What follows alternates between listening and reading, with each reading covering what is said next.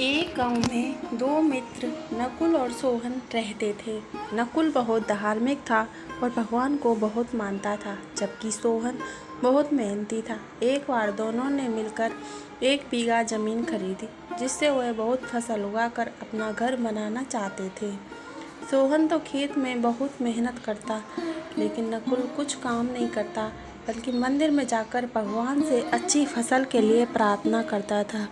इसी तरह समय बीतता गया। कुछ समय बाद खेत की फसल पककर तैयार हो गई, जिसको दोनों ने बाजार ले जाकर बेच दिया और उनको अच्छा पैसा मिला। घर आकर सोहन ने नकुल को कहा कि इस धन का ज़्यादा हिस्सा मुझे मिलेगा, क्योंकि मैंने खेत में ज़्यादा मेहनत की है। यह बात सुनकर नकुल बोला, नहीं, तुमसे ज़्यादा हिस्सा मुझे मिलना चाहिए, क्योंकि मैंने भगवान से इसकी प्रार्थना की थी, तभी हमको अच्छी फसल हुई है। भगवान के बिना कुछ संभव नहीं है। जब वे दोनों इस बात को आपस में नहीं सुलझा सके, तो धन के बंटवारे के लिए दोनों गांव के मुखिया के पास पहुंचे। मुखिया ने दोनों की सारी बात सुनकर उन दोनों को एक एक बोरा चावल का दिया, जिसमें कंकड़ मिले हुए थे। मुखिया ने कहा कि कल सुबह तक तुम दोनों को इसमें से चावल और कंकड़ अलग करके लाने हैं, तब मैं निर्णय करूँगा कि इस धन का ज़्यादा हिस्सा किसको मिलना चाहिए। दोनों चावल की बोरी लेकर अपने घर चले गए।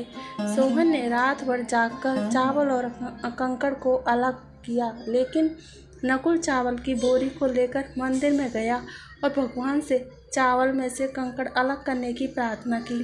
अगले दिन सुबह सोहन जितने चावल और कंकड़ अलग कर सका, उनको ले जाकर मुखिया के पास गया। इसे देखकर मुखिया खुश हुआ। नकुल वैसी बोरी को ले जाकर मुखिया के पास गया। मुखिया ने नकुल को कहा कि दिखाओ, तुमने कितने चावल साफ किए। नकुल ने कहा कि मुझे भगवान पर पूरा भरोसा है कि सारे चावल साफ हो गए होंगे।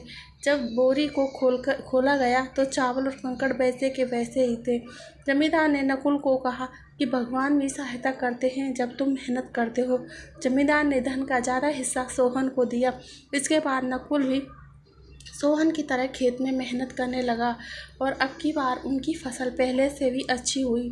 हमें कभी भी भगवान के भरोसे नहीं बैठना चाहिए। सफलता प्राप्त करने के लिए मेहनत करनी चाहिए।